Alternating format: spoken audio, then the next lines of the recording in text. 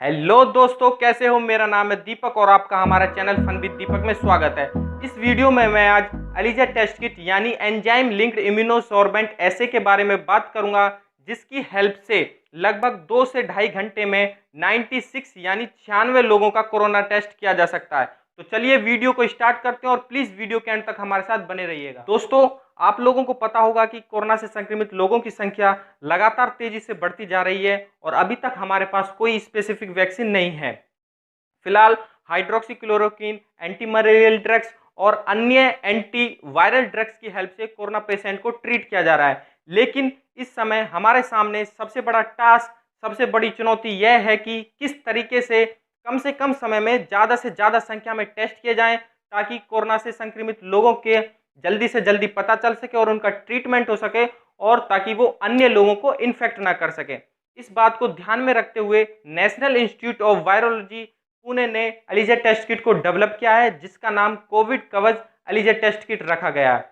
दोस्तों, ELISA test kit rapid antibody test kit की तरह सीरोलॉजिकल मेथड पर काम करती है, यानी इस टेस्ट किट के जरिए हमारी बॉडी में डेवलप हुई इन्फेक्शन के अगेंस्ट एंटीबॉडी आईजीजी और आईजीएम का डिटेक्शन किया जाता है। यदि इन्फेक्शन 3 से 5 दिन का है तो एंटीबॉडी आईजीएम का डिटेक्शन किया जाता है। अगर इन्फेक्शन 2 से 3 वीक का है तो एंटीबॉडी आईजीजी का डिटेक्शन किया जाता है। लेकिन दोस्तों, इस टेस्ट किट की जो वर्किंग मैकेनिज्म है वो रैपिड एंटीबॉडी टेस्ट किट से बिल्कुल डिफरेंट है, और यह 90% एक्यूरेसी के साथ हमें रिजल्ट प्रोवाइड कराती है। और इसका सबसे बड़ा एडवांटेज यह है कि लगभग 2 से ढाई घंटे के अंदर हमें 96 यानी 96 लोगों का कोरोना टेस्ट इसकी हेल्प से हम कर सकते हैं। दोस्तों, जो एलिजा टेस्ट किट है इसमें एक माइक्रोप्लेट होती है, जिसमें 96 यानी 96 वेल्स और स्पेसिमेन विंडो होती हैं, जो जिसके अंदर सैंपल को इंटरेक्ट किया जाता है। ये 96 वेल्स या फिर स्पेसिमेन विंडो किसी स्पेसिफिक एंटीबॉडी या Covid 19 peptide antigen nucleocapsid protein से कोटेड रहती हैं, जो सैंपल में प्रेजेंट एंटीबॉडी आईजीजी और आईजीएम की स्पेसिफिक बाइंडिंग के लिए रेस्पॉन्सिबल होती है।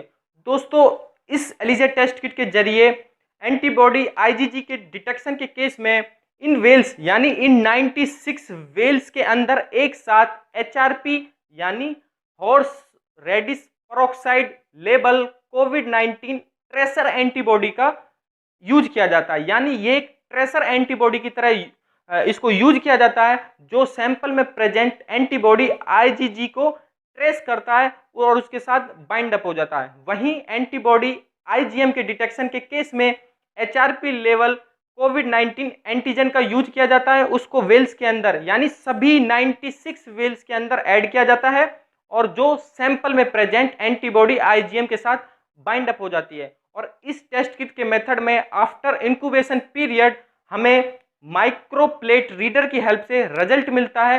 तो चलिए दोस्तों, इस एलिजा टेस्ट किट की वर्किंग मैकेनिज्म को समझते हैं कि यह कैसे काम करती है और कैसे हमें रिजल्ट प्रोवाइड होता है। तो चलिए हमारे साथ वीडियो के एंड तक हमारे साथ बने रहिए। दोस्तों, जो एलिजा टेस्ट किट होती है उसमें 96 वेल्स की एक माइक्रोप्लेट होती है, जिसमें जो वेल्स यानी स्पेसिमेन विंडो होती हैं वो इस तरीके से अरेंजमेंट रहती है। यानी इस लाइन में 16 वेल्स होंगी और इस वाली लाइन में 6 वेल्स होंगी। तो इस तरीके से 96 वेल्स का अरेंजमेंट होता है, और इन्हीं 96 वेल्स में एक साथ एक तरह की बायोलॉजिकल रिएक्शन होती है। तो हम इनमें से किसी एक वेल्स को कंसिडर कर लेते हैं और देखते हैं कि वो एंटीबॉडी आईजीजी के डिटेक्शन के केस में एलिजा टेस्ट किट कैसे काम करती है।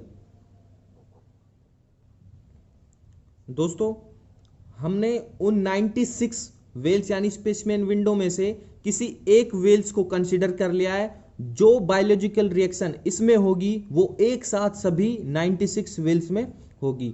अब हम देखते हैं कि in case of IgG detection यानी एंटीबॉडी आईजीजी के डिटेक्शन के केस में एलिजा टेस्ट किट कैसे काम करती है।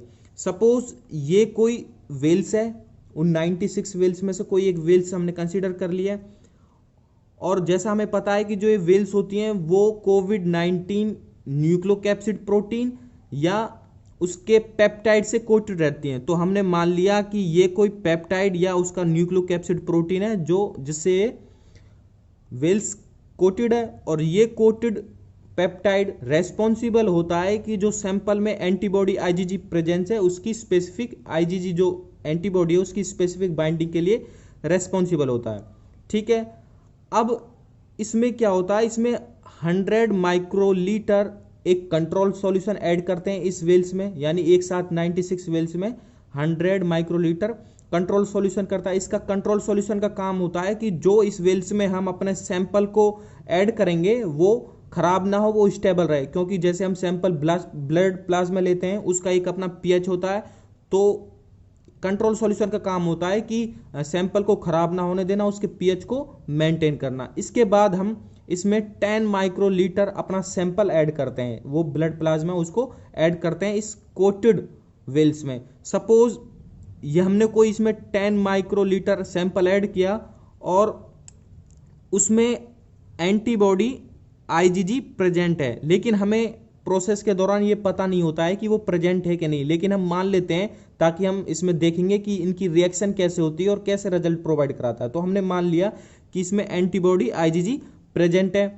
अब इन वेल्स को, यानी इस तरीके से 96 में एक साथ ही होता है ये रिएक्शन। ठीक है, तो इसको अब इंक्यूबेट किया जाता है 30 मिनट, यानी 30 मिनट के लिए इनको इंक्यूबेट किया जाता है।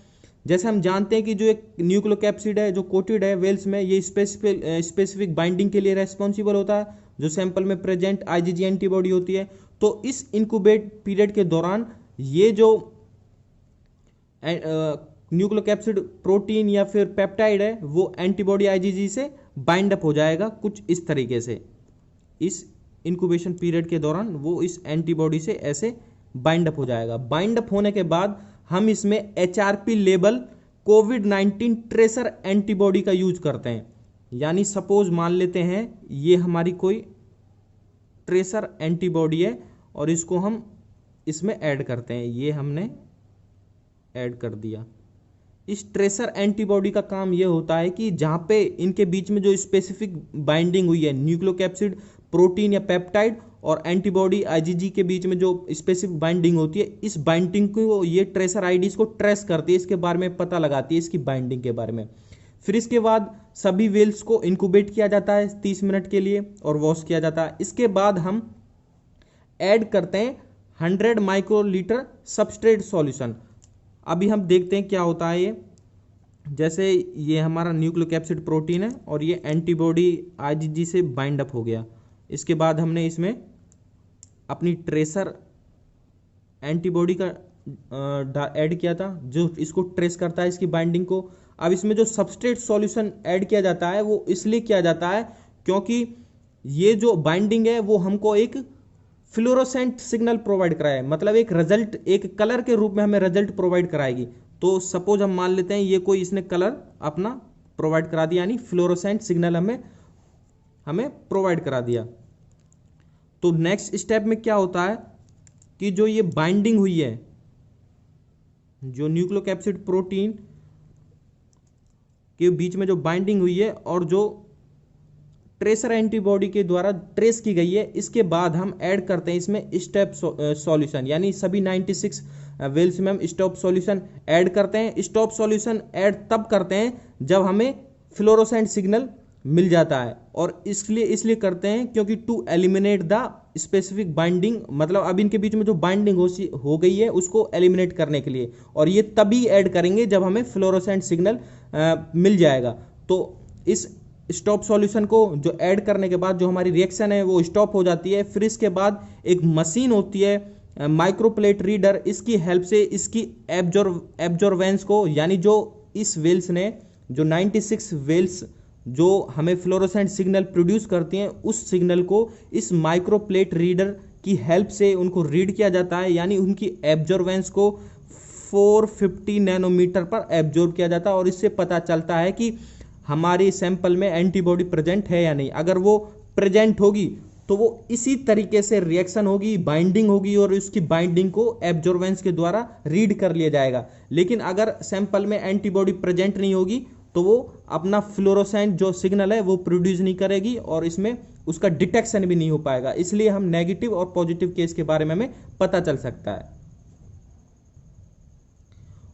और इसी केस में अगर हम दूसरा केस देखें, वहीं आईजीएम के डिटेक्शन के केस में, एंटीबॉडी आईजीएम के डिटेक्शन केस में, आईजीएम के डिटेक्शन केस में सेम प्रोसेस यही रहती है। वहां पे हम कोविड-19 पेप्टाइड या प्रोटीन को कोटेड ना करके, उसमें कोटेड तो रहते हैं लेकिन जो यहाँ पे ट्रेसर एंटीबॉडी है, हम वहां पे कोविड-19 के एंटीजन को एज ए ट्रेसर यूज करते हैं और वो फिर उस जो एंटीबॉडी आईजीएम और उसके पेप्टाइड के बीच में जो बाइंडिंग हुई है उसको ट्रेस करेगा, उसके बारे में पता करेगा।